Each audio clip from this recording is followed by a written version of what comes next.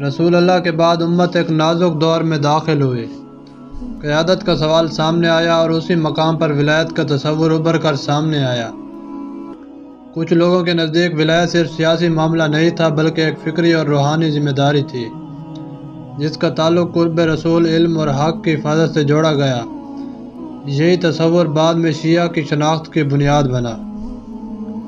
شیعہ کسی ایک دن میں وجود میں نہیں آئے، نہ ہی انہوں نے الگ رہنے کا فیصلہ ابتدا میں کیا۔ وہ خود کو اسلام کے دائرے میں امت کے اندر اور رسول کی تعلیمات کے تسلسل کا حصہ سمجھتے تھے، لیکن وقت کے ساتھ حالات بدلتے گئے، طاقت کا مرکز بدل گیا، فیصلے بدل گئے اور ترجیحات بھی بدلنے لگی۔ ایسے ماحول میں ولایت کے تصور پر قائم رہنا آسان نہیں تھا۔ شیعہ کی جدوجہد یہی تھی کہ وہ اپنے عقیدے کو زندہ رکھیں، بغیر اس کے کہ وہ مکمل طور پر مٹ جائیں۔ انہیں ایک طرف اکثریت کا دباؤ تھا اور دوسری طرف اپنے نظریے سے دستبردار نہ ہونے کا عزم۔ یہ جدوجہد صرف سیاسی نہیں تھی بلکہ فکری، سماجی اور روحانی بھی تھی۔ کئی مواقع پر انہیں خاموشی اختیار کرنی پڑی اور کئی مواقع پر انہیں قربانیاں دینی پڑیں۔ شیعہ کی بقا کا ایک سبب یہ بھی تھا کہ انہوں نے ولایت کو صرف نعرہ نہیں بنایا بلکہ اسے صبر، علم اور انتظار کے ساتھ جوڑ دیا۔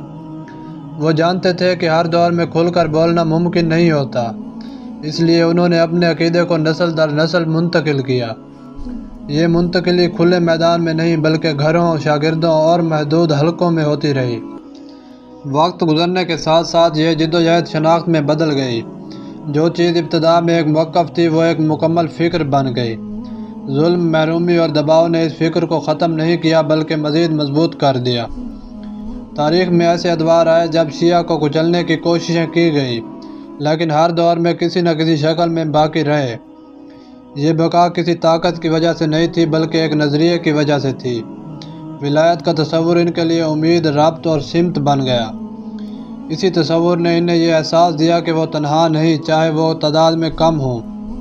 یہی وجہ ہے کہ مسلسل مشکلات کے باوجود شیعہ مٹ نہ سکے۔ یہ کہانی کسی ایک فرد یا ایک واقعے کی نہیں بلکہ ایک مسلسل جدوجہد کی ہے۔ ایک ایسی جدوجہد جس میں بقا خاموشی میں بھی ہے اور صبر میں بھی۔ شیعہ کی تاریخ اسی کشمکش کا نام ہے کہ کیسے ایک گروہ نے اپنے عقیدے کو چھوڑے بغیر وقت کے سخت بہاؤ میں خود کو قائم رکھا۔